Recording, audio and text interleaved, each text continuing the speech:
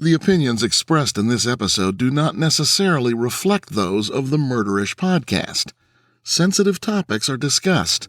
Listener discretion is advised. This episode contains details about domestic violence and may be triggering to some people. Listener discretion is advised. When feelings for another person run deep, people are often inclined to see the best in that person. It's not uncommon for unsettling behavior to be excused rather than seeing it as a warning sign and acting on it. But this idealism can put somebody in harm's way without them realizing it until it's much too late. When Nicole Montalvo went missing in October of 2019, investigators quickly learned that a lot was going on in her personal life, and sadly, her circumstances were not unusual. This is Jamie, and you're listening to Murderish. Join me as I walk you through the case involving Nicole Montalvo.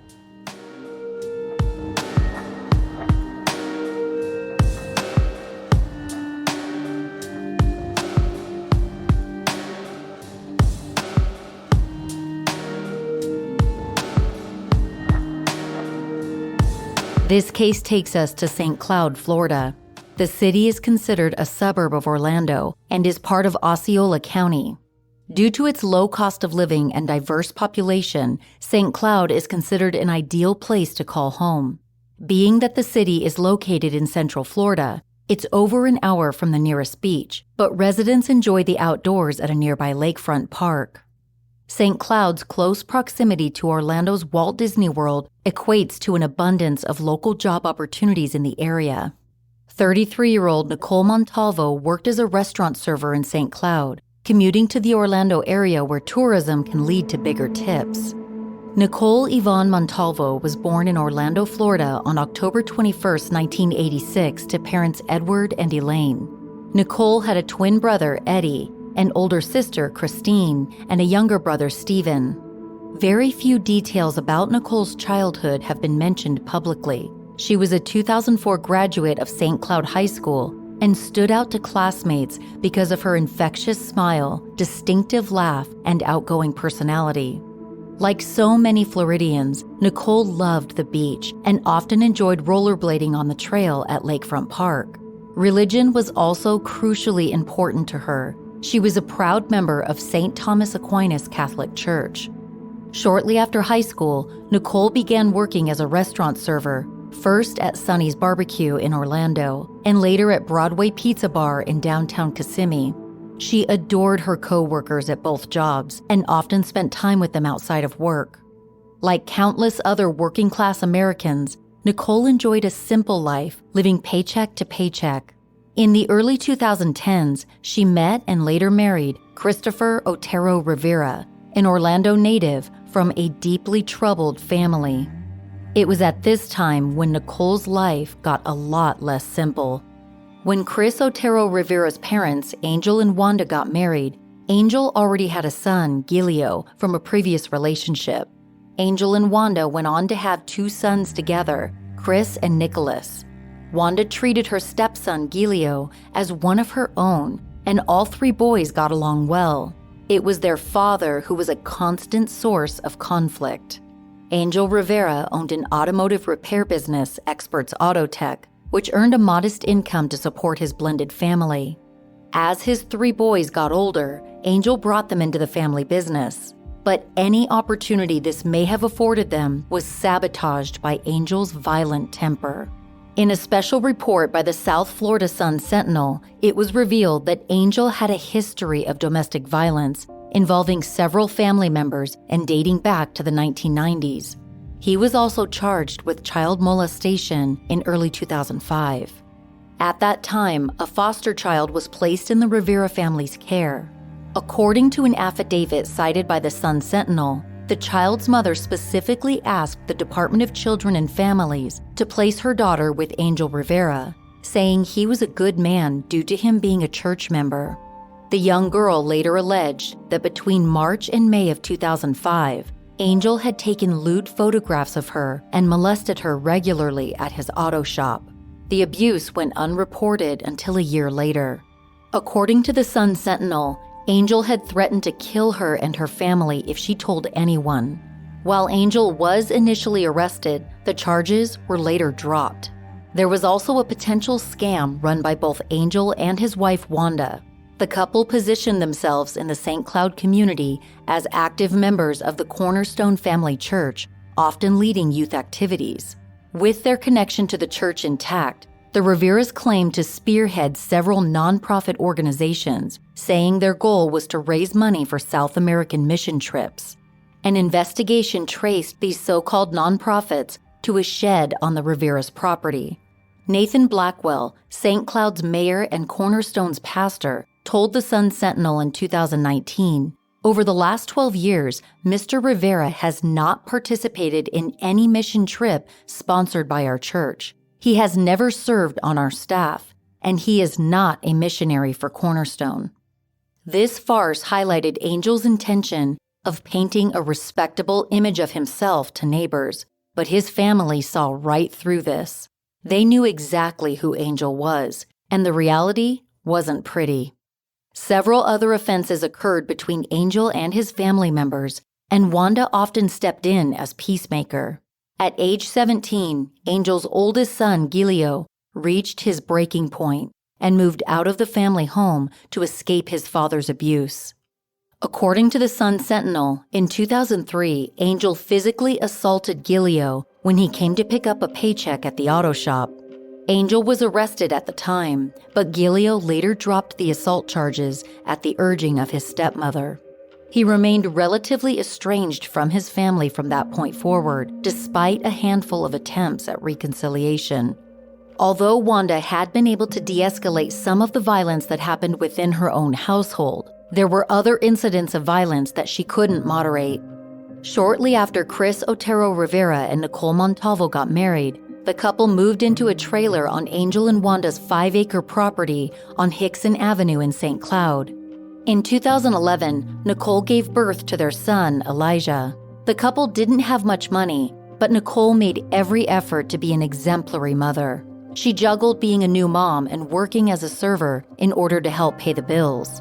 It was a stressful time for the new parents, and Chris was also dealing with constant conflicts with his father. During this tense period, Nicole leaned on her mother-in-law, Wanda, who was a confidant to her and a supportive grandmother to baby Elijah. Growing up around a father with a volatile temper evidently had taken a toll on Chris. This became apparent to Nicole when Elijah was just a toddler. Chris always had a bit of a temper, but under the pressures of fatherhood, his angry outbursts progressed to physical violence. Court records indicate a laundry list of domestic abuse charges filed by Nicole against Chris. One incident in June of 2016 was so terrifying, Nicole filed a restraining order. According to the Orlando Sentinel, Nicole wrote in the petition, "Was out with my sister-in-law for the day with my 5-year-old son. When I came home, my husband was drinking. He got mad over something dumb, then got in my face, smacked me across my face. I started to bleed. This isn't the first time it happened, but this is the worst time."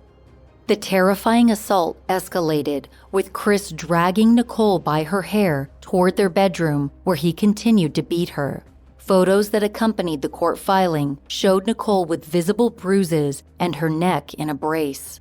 Nicole's loved ones questioned why she didn't leave Chris right then and there, but victims of domestic violence often have great difficulty leaving their abuser. According to the website for the National Domestic Violence Hotline, 76% of American women aged 25 to 34 were previously victimized by the same offender. The fear, manipulation, and degradation that comes with an abusive relationship can prevent someone from getting out or seeking any kind of help. Nicole eventually dropped the restraining order and went back to Chris. Then, in March of 2017, another major conflict arose between Chris and his father. The incident started when Angel pulled a plug leading to the trailer occupied by Chris, Nicole, and their young son. A heated argument followed, with Angel holding a knife to his son's torso and threatening to stab him. The Sun-Sentinel cited an arrest affidavit for Angel, who told deputies he was tired of them not paying for anything around the house. A judge ordered a no-contact order between the father and son, but charges were once again dropped. Nicole remained with Chris until the fall of 2018, when she took Elijah and briefly moved back in with her parents. Away from the drama of the Riveras and her aggressive husband, Nicole could devote her attention to bonding with her son. It was a momentary break from all the chaos that previously surrounded her. It was clear to everyone who knew Nicole that she loved being a mom and wanted Elijah to have the best childhood possible. She eventually took on a second job and soon moved them into an apartment. While Nicole and Chris led separate lives at that point, things with Chris were far from over.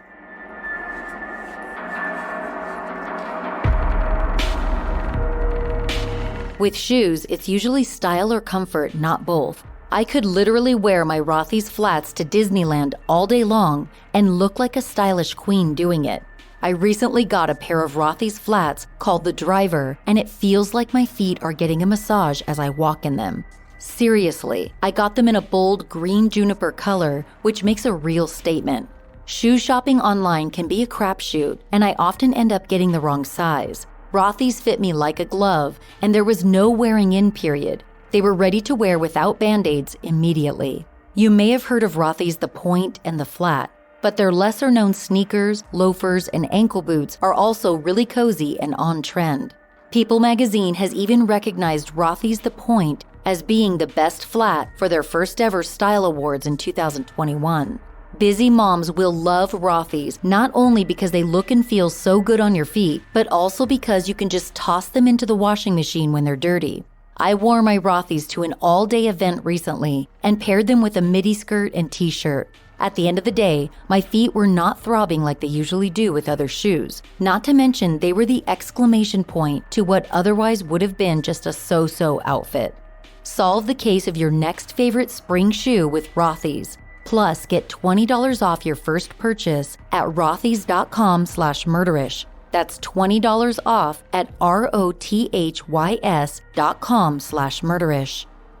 It's time to start using products that your skin will love. My go-to has become Thrive Causemetics, not only because their Defying Gravity Eye Lifting Cream smooths those pesky lines around my eyes, but also because with every product I purchase, Thrive Causemetics donates to help women thrive through their Bigger Than Beauty mission that benefits women emerging from homelessness, surviving domestic abuse, fighting cancer, and more.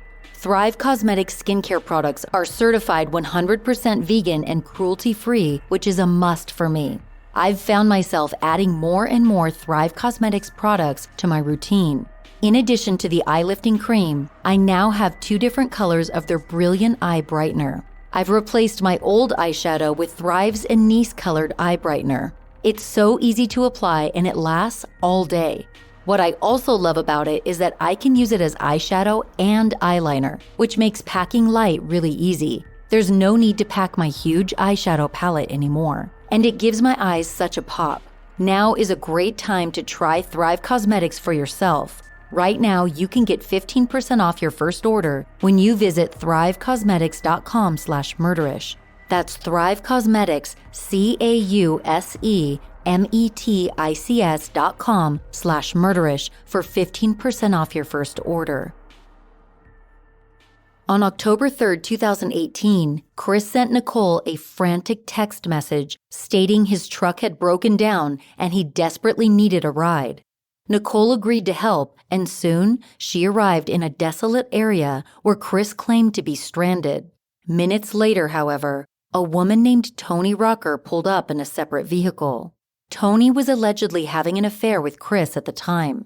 Tony walked up to Nicole's Saturn, yanked her out of the car, and threw Nicole to the ground.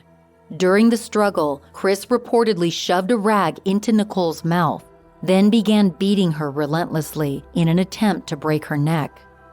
Nicole was a fighter, and she managed to survive the brutal ambush, although she was badly injured.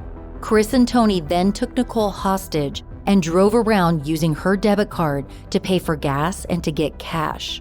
It's unclear what eventually made them let Nicole go, but before they did, Tony held a knife to Nicole's throat and threatened to kill her if she reported the attack. Chris and Tony did not make it hard for law enforcement to catch up with them. According to the Orlando Sentinel, while deputies interviewed Nicole about the incident, detectives found Chris and Tony around the corner from Nicole's apartment. Both of them were immediately arrested. After the savage attack, 31-year-old Tony Rocker was charged with kidnapping, robbery, and aggravated assault with a deadly weapon. However, in April of the following year, a jury acquitted Tony of all charges. Chris Otero Rivera faced the same charges but bargained to get them dismissed. In exchange, he pleaded no contest to the additional charges of hindering a witness's ability to communicate with law enforcement, unlawful possession of a credit or debit card, and battery. After premeditating a brutal attack on Nicole and then taking her hostage, Chris spent just 8 months in jail and was released on 2 years of supervised probation while wearing an ankle monitor. As part of his release, Chris was banned from communicating with Nicole except through a parenting app. He was also prohibited from possessing any weapons or firearms. Osceola County Sheriff Russ Gibson was incredulous about this outcome, given Chris's violent history. In the state of Florida, domestic battery remains only a misdemeanor, punishable by up to a year in jail. Sheriff Gibson spoke about Chris Otero Rivera to the Orlando Sentinel, saying this person who already tried to snap Nicole's neck, and he took this plea deal, anything domestic violence related should be moved to a felony. While Chris was incarcerated, Nicole took steps to file for divorce. News of the impending divorce soon spread to Angel and then to Chris. Both father and son grew enraged by the prospect of Nicole getting full custody of Elijah. They knew that family court would never rule in favor of Chris due to his extensive criminal past. A formal divorce filing was made in February of 2019, with Chris set to be released on probation by the end of that summer. In the meantime, Chris had to figure out how to avoid losing custody of his son. On the evening of October 21, 2019, at around 5 p.m., Nicole dropped Elijah off with his father and grandfather at their Hickson Avenue residence. It was a visit Chris and Nicole had agreed upon through the court-approved parenting app. The plan was to have Elijah stay the night, get dropped off at Harmony Community School in the morning by his dad, and Nicole would pick up Elijah at the end of the school day. But after school ended that Tuesday, Nicole never showed up for Elijah. It was completely unlike Nicole to leave her then 8-year-old son stranded. If an emergency had prevented her from coming, she would have notified school officials. One of Nicole's close friends, Felicia Fearon, had known Nicole since the 5th grade. She told WFTV Channel 9 News, "It's not like her to drop off her son and not pick him back up. He's her world, so that's all she did, be with him, spend time with him." When Nicole's family heard that she had not picked up Elijah, they knew something was terribly wrong. They contacted St. Cloud police the next day to report her missing, and soon an investigation was underway for the missing mother. Sheriff Russ Gibson, Deputy James Dackel, and Major Jacob Reese led the investigation. The first step was to track Nicole's cell phone in order to pinpoint her location. Unfortunately, her phone had been shut off, making it untraceable. Using eyewitness accounts, investigators established a timeline of Nicole's whereabouts the day before she disappeared. They were able to verify that on Monday, October 21st, Nicole was spotted at her apartment complex and at Elijah's school. She also reported to work as usual that morning. Nicole's neighbors told detectives they had last seen her leaving with Elijah shortly before 5 p.m. on the 21st. Several witnesses confirmed they never saw her return to her apartment. That information led investigators to the Rivera residence, where Nicole's family knew she was headed that night to drop off her son. Given their extensive criminal backgrounds, local investigators immediately identified the father and son as persons of interest. Upon further investigation, law enforcement learned the Rivera family owned 2 properties, one on Hickson Avenue and another just a block or 2 away on Henry J. Avenue. When detectives interviewed neighbors, they were informed of one particularly suspicious detail. John Hall Jr., who lived around the corner from Henry J. Avenue, recalled seeing an excavator on the property during the week Nicole was reported missing. According to News Channel 8, the neighbor said the excavator was being operated by one person, and there were other people standing around the whatever it seemed to be a hole. The presence of heavy-duty machinery, typically used for digging large holes or trenches, was also mentioned by a second neighbor. This was a solid lead, which prompted St. Cloud detectives to involve Osceola County law enforcement in the investigation. Detectives compiled a list of several companies in the area that rented out excavators. They soon learned that a company called Rental World had one piece of machinery that was equipped with a GPS system. Investigators were then able to track a recent excavator rental to one of the Rivera's properties. Over the next several days, the two properties were searched extensively. At any given time, up to 20 investigators paired with police canines combed over every inch of land. Heavy machinery and water pumps were used to drain a pond on the property, hoping to uncover any potential leads. According to court documents cited by the Orlando Sentinel, at one point, detectives noticed a randomly placed flatbed trailer on the Rivera's Hickson Avenue property. It was covered with foliage and surrounded by fencing. The seemingly random placement of the trailer made investigators curious enough to begin digging in the area underneath the trailer. As they excavated, a foul odor was emitted into the air. For seasoned detectives, it was an unmistakable smell. They knew that the odor was coming from human remains. Over the next few days, additional remains were uncovered. Other items found in the newly excavated area included torn fabric, scraps of wood, cardboard, and black plastic that had a burnt smell. On the Rivera's other property located on Henry J. Avenue, clothing and jewelry were found buried under a mound of scorched branches and ash. Sheriff Gibson held a press conference about the disturbing findings. He said the investigation was far from over and was quoted by Spectrum News as saying, "We're going to get everyone involved in this case. Everyone. Whatever role you played, however small or insignificant you think it may be, your world is closing in on you." As the search continued, detectives collected DNA samples from Nicole's parents to compare with the human remains found on the Rivera's property. When the DNA results came back, nearly a week had passed since Nicole was reported missing, confirming law enforcement's suspicions and her loved one's worst nightmares. The human remains were identified as Nicole Montalvo. On October 25, 2019, Chris and Angel were arrested. Once the victim's remains were established to be that of Chris's estranged wife, investigators had legal grounds to charge him with premeditated murder. Angel Rivera was initially charged with abuse of a dead body and failure to report a death. The father and son were held without bond at Osceola County Jail.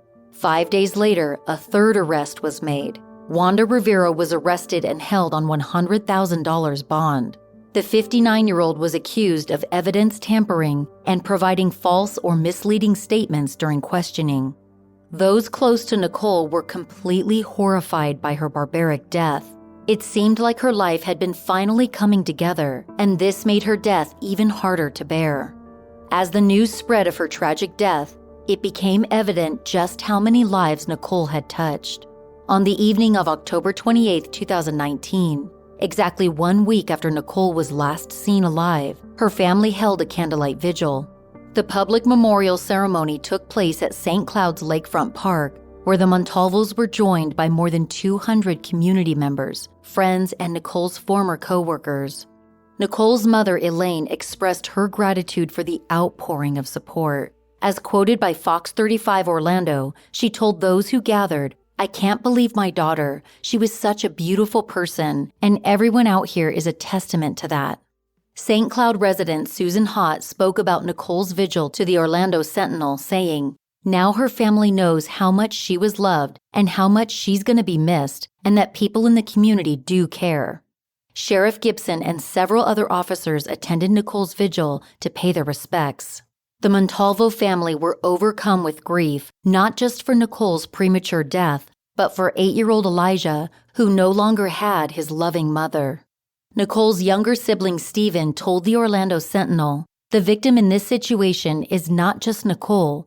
The victim is also her son. It's also her family. It's also her community that needs closure, that needs to move forward. And we cannot move forward stuck in this standstill as long as we don't have the people responsible for this crime held accountable and convicted." It was clear, though, that law enforcement was going to work tirelessly to hold accountable anyone involved in the vicious murder. At the center of this tragedy was the issue of domestic violence and the extremes it can reach without proper intervention. Sheriff Gibson told Fox News, "We need our prosecutors to take this case seriously. We will be a voice for the voiceless. We will have justice for Nicole." In the weeks that followed, new details on the father and son's criminal past emerged in the national media. More specifically, Chris's history of abusive behavior toward his late wife was exposed. An unsettled public struggled to comprehend why Nicole was not protected after repeat offenses were committed during the course of their marriage. In an exclusive interview with Fox News, Sheriff Gibson said, "I'm so angry at what these people have done to this sweet woman at a time in her life when she felt as though she had finally broken free and was so happy to have made her first month's rent. Many times, victims of domestic violence don't know how to break free, but she was out there on her own getting it done. Now she is dead." Sheriff Gibson added that the discovery of Nicole Montalvo's dismembered remains was probably the most gruesome murder scene that I have seen in my 32 years.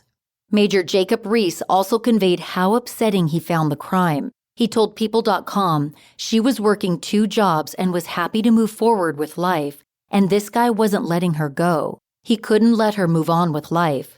That weekend before she disappeared, she had just paid her rent, had got a new apartment with her son." Reese went on to discuss the impact Nicole's murder had on the community, saying it has opened their eyes about how dangerous domestic violence is. He was on house arrest and probation for a domestic violence incident that occurred last year. It is sad. Nicole's twin brother, Eddie, recognized why his sister's brutal murder might resonate with others impacted by domestic violence. He addressed them in an interview with Fox 35 Orlando by saying, "We will be there to protect you. Love should not hurt."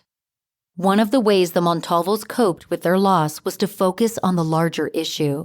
Through their immense grief, Nicole's family raised awareness about domestic violence in order to prevent this from happening to other people. Meanwhile, Osceola County prosecutors continued gathering evidence to strengthen their case against Angel, Wanda, and Chris. Then, in early January of 2020, Angel Rivera was released after posting bond, which a judge had reduced by nearly half. Wanda Rivera was also released on bail. Later that month, a public records request to the state's attorney's office led to the release of a 1,000-page report. The document included jailhouse letters written by Angel Rivera that offered unique insight into his potential involvement in the horrendous crime.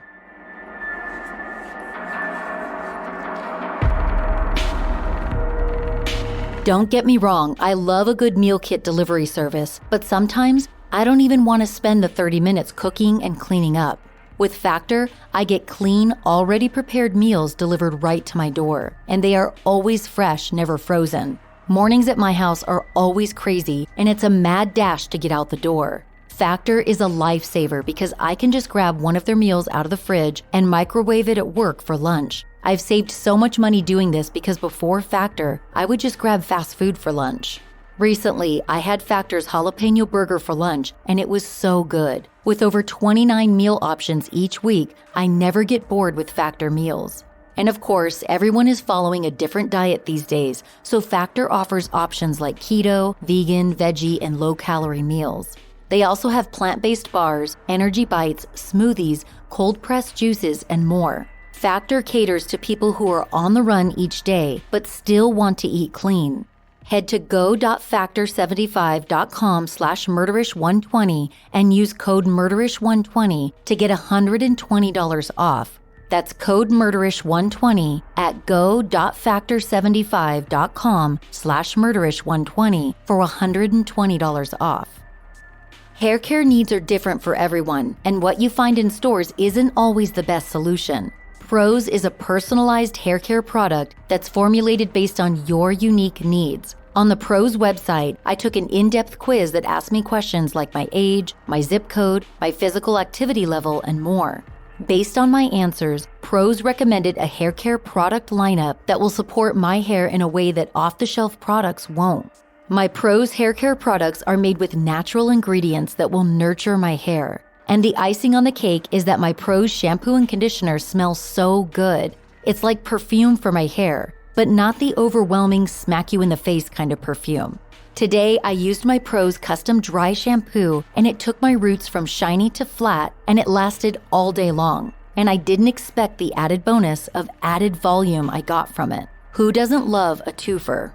If you're concerned about the ingredients you put in your hair, Prose has already got you covered because all of their ingredients are sustainably sourced and cruelty-free. Prose is the healthy hair regimen with your name all over it. Take your free in-depth hair consultation and get 15% off your first order today. Go to prose.com/murderish, that's prose.com/murderish for your free in-depth hair consultation and 15% off. According to Spectrum News 13, Angel wrote a letter to his wife from jail. In it, he wrote, "Chris will have to do some time, and if everything turns out right, we are going away for a nice long weekend."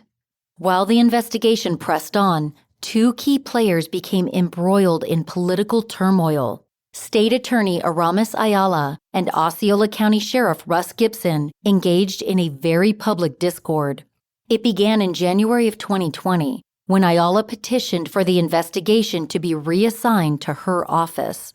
She alleged the suspect's arrests had been premature and there wasn't enough evidence to press charges for murder. Click Orlando reported that Ayala publicly accused Sheriff Gibson of rushing to identify suspects to garner support for his upcoming re-election. She added that his actions may have jeopardized the entire investigation. According to Fox News, Florida Attorney General Ashley Moody wrote a letter to Governor Ron DeSantis alerting him to the dramatic conflict. Sheriff Gibson then wrote his own letter to the governor in response, accusing Ayala and her office of being uncooperative. WESH News quoted Sheriff Gibson's letter, which read, "Her staff was directed not to assist my detectives in obtaining evidence from the suspect's phones nor in obtaining testimony from a key witness." Ayala denied these claims. Gibson had also publicly stated he considered the case eligible for the death penalty. Ayala has a reputation for being fervently opposed to capital punishment. These very public conflicting political agendas prompted the governor to reassign Nicole Montalvo's case to State Attorney Brad King. All of the corroborating evidence was released to his office, which included hundreds of files containing crime scene photos, screenshots of text messages, and additional testimony. Originally, the trial date for both Angel and Chris was set for August of 2020. Due to the COVID-19 pandemic, it was postponed several times. This gave prosecutors more time to tie up any loose ends in their investigation. As it turned out, they didn't have to probe too deeply. Some of the most incriminating testimony would come from one of the alleged killer's former cellmates. Shortly after the first trial delay was announced, a jailhouse informant named Dustin Gonzalez came forward. He told prosecutors he had met Chris Otero Rivera in 2018, while Chris was jailed for the kidnapping and battery charges from the crime he committed with Tony Rocker. At the time he was jailed for that crime against Nicole, Chris promised his cellmate Dustin that he would get his father to post bond for Gonzalez's release. In exchange, Gonzalez had to indulge Chris's plot against his estranged wife. The alleged plan was to have Gonzalez plant drugs in Nicole's car and report her to police so she would lose custody of Elijah. But once Angel posted bail, Gonzalez learned the father and son had far more sinister intentions for Nicole. As reported by WFTV News, Gonzalez said to authorities, "At the time, he asked me if I could just make her disappear. I said, 'Excuse me?' And from there, he says, "Well, it would be easier if she just didn't come to court, period, wouldn't it?" And I said, "Bro, I'm not in that line of work." Despite apparently being offered a large sum of money, Gonzalez said he refused to kill an innocent woman. This alleged conversation had occurred nearly a year before Nicole's death. This new information from Dustin Gonzalez made a premeditated murder conviction that much more seamless for prosecutors. The charges against Angel and Chris were then upgraded to second-degree murder. Wanda Rivera, however, would never see a day at trial. Her charges were dismissed merely a month before the case was set for trial. After reviewing cell phone records, there was reasonable doubt cast on her involvement in the crime. Chris and his father's trial began on April 13, 2021, at Osceola Circuit Court in Kissimmee, with Judge Keith A. Karsten presiding. Although Chris and Angel were tried together, both defendants had their own attorneys. In opening statements, Chris's attorney Kim LeSueur insisted the state's evidence was largely circumstantial, and she directed most of the blame at the patriarch of the family. Her approach throughout the trial seemed to involve throwing Angel Rivera under the bus to diminish Chris's culpability. According to Click Orlando, LeSueur stated that Angel was questionably the boss of the Rivera family. He controlled things, he manipulated things. Everybody was afraid of Angel Rivera. That includes his wife and his 2 sons. LeSueur honed in on Angel's anger. She said he viewed his grandson as a possession, and Nicole's refusal to let him see Elijah for family gatherings made him so furious he never forgot what she did. Angel Rivera's attorney, Frank Bankowitz, opted not to make any opening statements or even respond to LeSueur's undeviating accusations. Prosecutors focused on the abundance of evidence in the case. As reported in the Orlando Sentinel, Assistant State Attorney Ryan Williams explained to the jury that although they would not be able to say how Nicole died, they would be able to demonstrate who killed her and why. And they would do so through what the prosecution referred to as overwhelming evidence. According to the Osceola News-Gazette, Williams added that after Nicole was reported missing, the defendants spent the next 2 days cutting up her body, burning it and burying it, and then later tried to deceive and mislead law enforcement about what they had done. Witnesses for the prosecution were called to testify in the early days of the trial. Crystal Bunn, Elijah's teacher at the time his mother went missing, said Nicole never turned up for a parent-teacher conference. That day, Angel Rivera picked up Elijah, which seemed odd to her.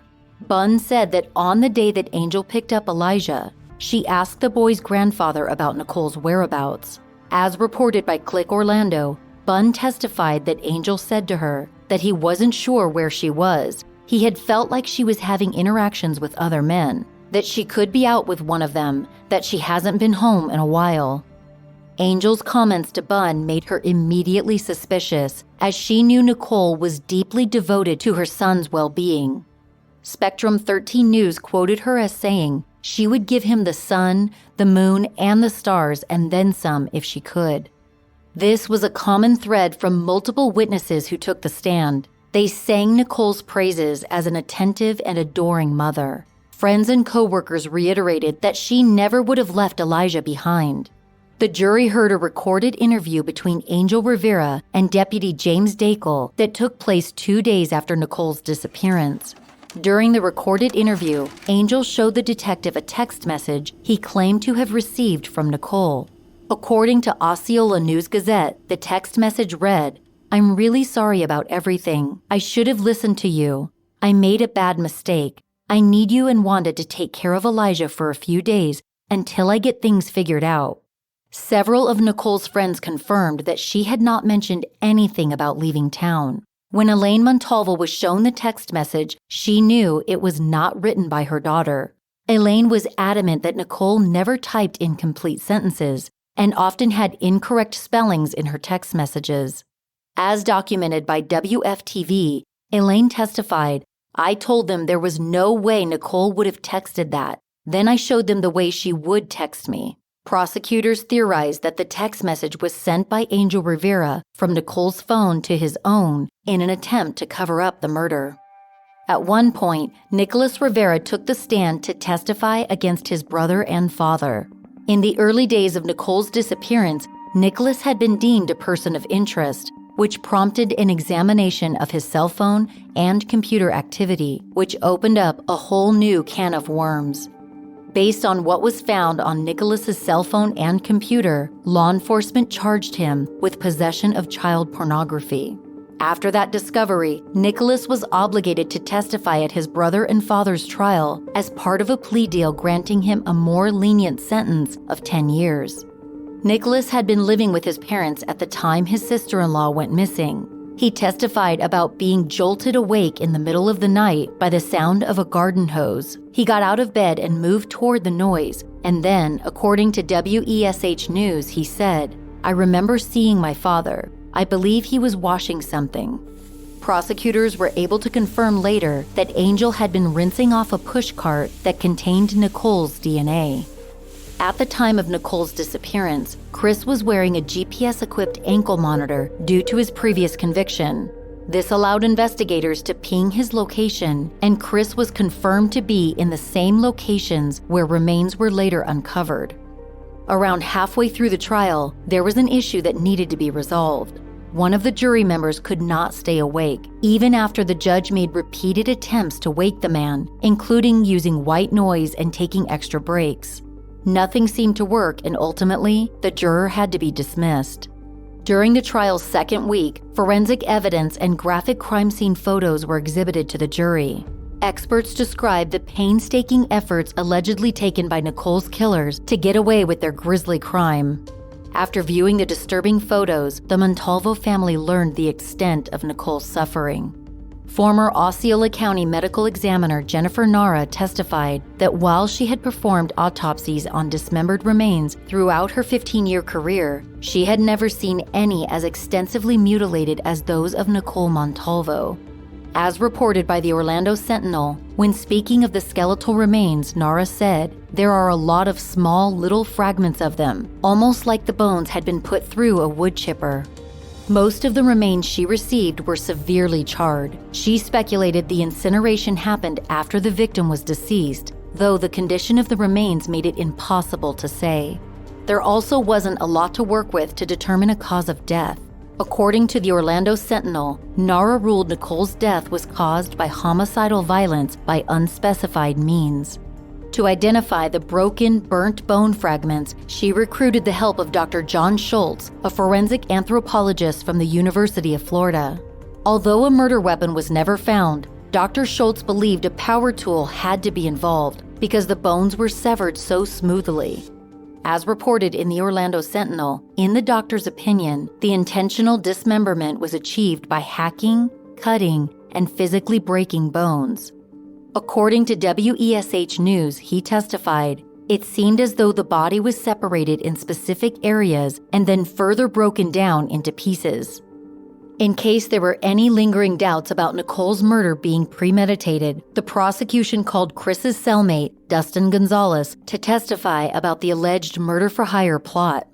And then a second jailhouse connection testified against Chris. Podmate Johnny Medina Jr. said that when he met Chris in October of 2018, he occasionally mentioned wanting to hurt his wife. Medina said when Chris heard Nicole intended to file for divorce, the talk of killing her increased. According to the Orlando Sentinel, Medina said on the stand, "I just remember something about a ping pong ball with some fluid in regards to putting it in the gas tank, and that would blow up the car. Something about lime juice to decompose a dead body." As the trial drew to a close, no witnesses were called in defense of Angel Rivera, and only one witness was asked to testify by Chris's attorney, and that was his own mother, Wanda. Once again, the strategy was to pin most of the blame onto Angel. According to the Osceola News-Gazette, on the witness stand, Wanda Rivera was asked about Nicole's driver's license being found inside of her husband's dresser. She was asked if anyone else had access to that dresser. Wanda said no and added that she had not known anything about the murder and that she and her late daughter-in-law had a close friendship. In closing remarks, Angel Rivera's defense attorney, Frank Bankowitz, at long last responded to the blame placed on his client. He argued that Chris had more to gain with his estranged wife's death than Angel did. As quoted by the Orlando Sentinel, Bankowitz stated, Christopher Otero Rivera stood to gain substantially because he's the father of the child. If she's dead, he gets custody all to himself. One of Chris's attorneys, Migdalia Perez, responded by arguing that all evidence pointed to Angel. According to the Orlando Sentinel, she told jurors, Mr. Otero Rivera is not guilty. You know what he's guilty of? Being gullible, vulnerable, and manipulated by the master of the house. After a little over 2 weeks of trial testimony, the prosecution rested their case by painting a picture of Nicole Montalvo on the day her life was taken. As quoted by the Orlando Sentinel, Ryan Williams said, as she drove out to the Rivera residence with the love of her life, her son Elijah, the day seemed bright. She didn't know that the drive would result in her mangled and mutilated body ending up there. It was a heart-wrenching sentiment the jury undoubtedly carried with them as they entered into deliberations.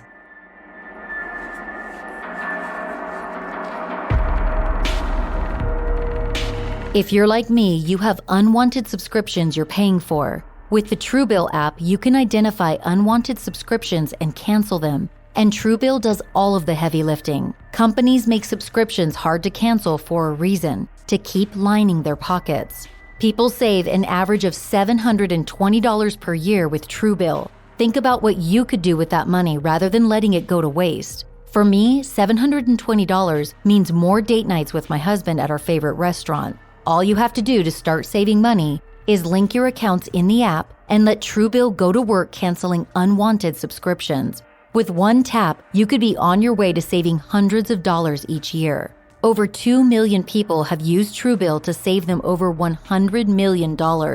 That's a lot of dough and a lot of companies getting rich off of our forgetfulness. Don't fall for subscription scams. Start canceling today at Truebill.com/murderish.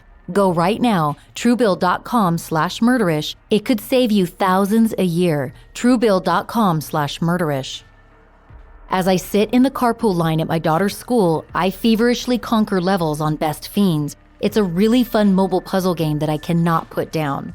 It's become one of my favorite parts of the day because I can play Best Fiends without any interruption, and it also lets me escape momentarily from the hustle and bustle. Last week, I surpassed level 1800, and I wouldn't say it was easy, but that's part of the appeal. My brain actually has to work in order to advance in the game.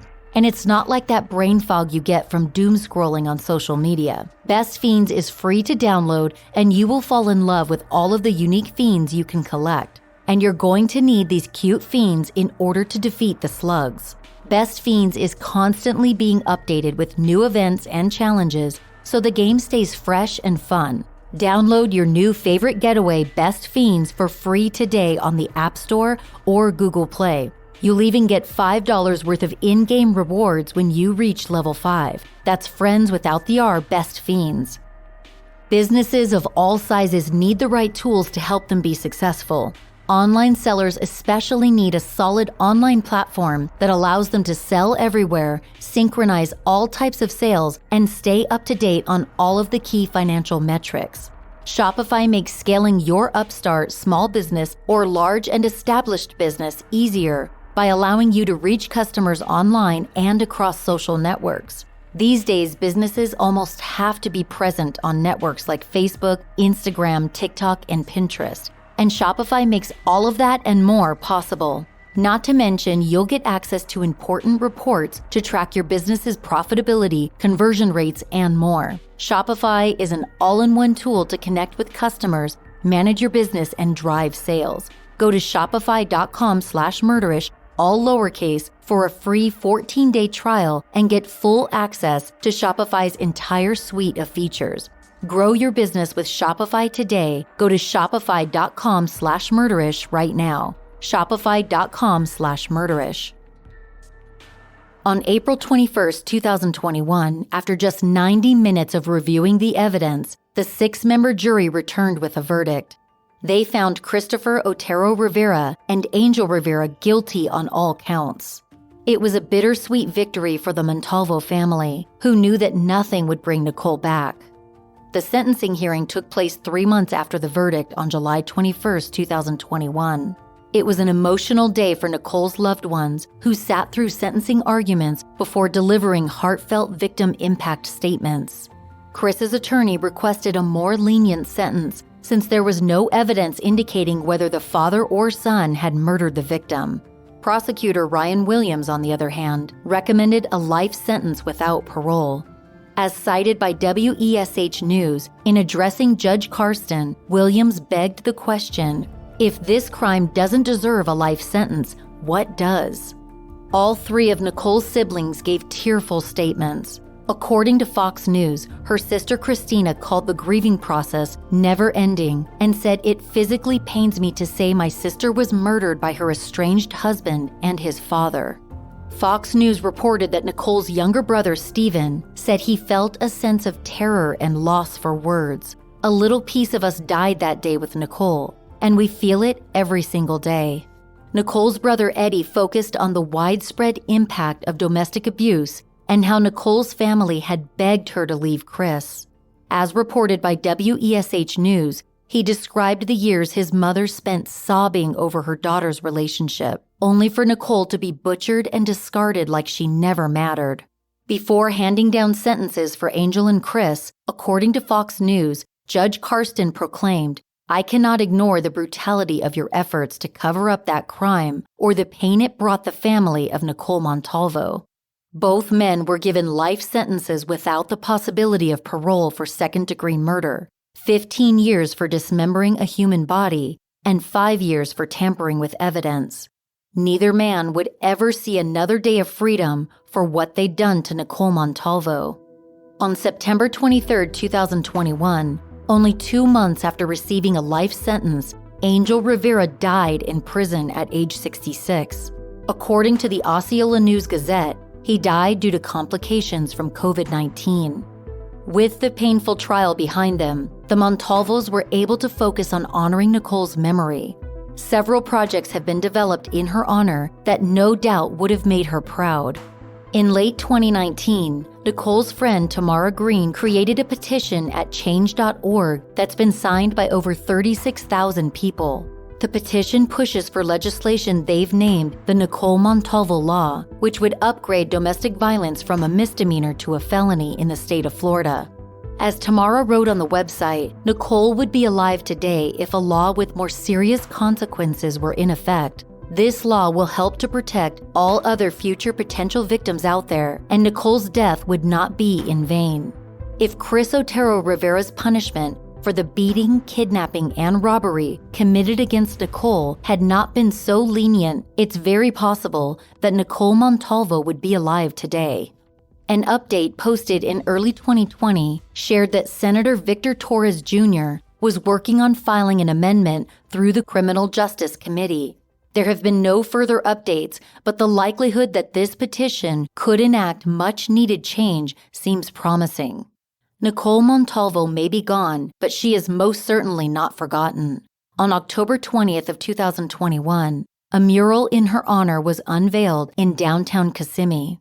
The mural, which was painted on a wall outside of Broadway Pizza Bar where Nicole worked, was funded by Help Now of Osceola County, which provides assistance to victims of domestic violence. Artist Jules Ross painted purple butterflies, a color that has come to represent domestic violence awareness. Lyrics from Nicole's favorite song, the Fight Song, adorn the butterflies' wings as they flutter toward the sky, reminding anyone who sees it that Nicole's legacy lives on. The Montalvos have also established the Nicole Montalvo Foundation. According to their Facebook page, our goal is to help educate young teens and adults, help raise awareness, and raise funds for victims and survivors and their families of domestic violence. Nicole's essence continues to shine brilliantly through her son, Elijah. In late 2019, following Nicole's disappearance, her sister-in-law, Celestine, set up a GoFundMe page. On the page, she wrote, "We are establishing this site with the heaviest of hearts and only as a response to the tremendous outpouring of support we have received. We are committed to ensuring Elijah is raised in a loving, empathetic, and compassionate environment and is given every opportunity to succeed. Any funds donated will be managed directly by the Montalvo family and will focus on Elijah's immediate and future needs, including legal, medical, and educational support. To date, over $26,000 has been donated in support of Elijah. Nicole's brother Stephen knows that this overwhelming contribution would make his late sister very happy. After the trial's conclusion, Stephen told News Channel 8, "We promised her we'd get justice for her, and we'd raise Elijah in a safe, healthy, and happy environment. He's been such an incredible kid these last 18 months. Our parents have done an amazing job." With Elijah in safe hands and shielded from violence, maybe now Nicole Montalvo can finally rest in peace. If you or anyone you know are suffering from any form of domestic abuse, help is available by contacting the National Domestic Violence Hotline at 1-800-799-SAFE or 1-800-799-7233. The hotline.org is also available 24 hours a day, 7 days a week. If you'd like to support the Montalvo family, there's a link to their GoFundMe page in the episode notes.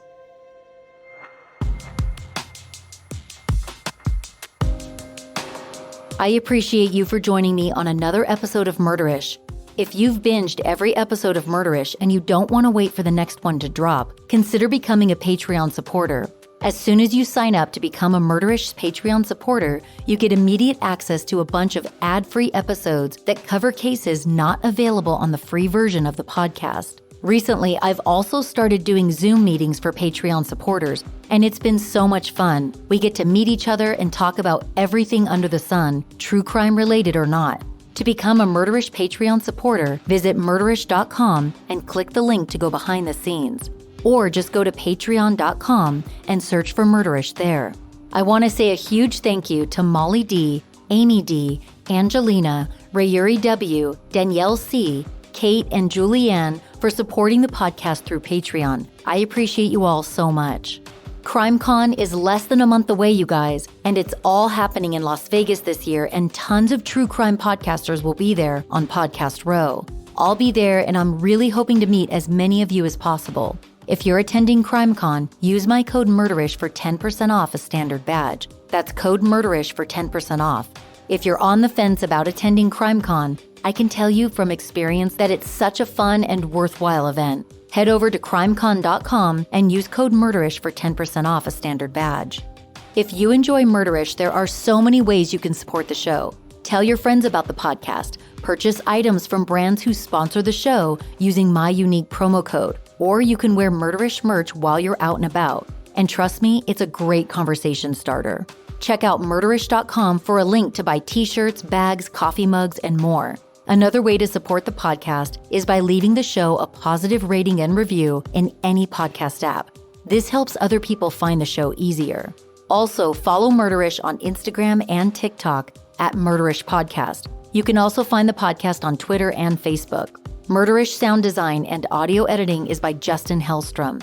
Some of the music was composed by Nico of We Talk of Dreams. This episode was researched and written by Allison Schwartz. Visit murderish.com to see a list of sources used for this episode.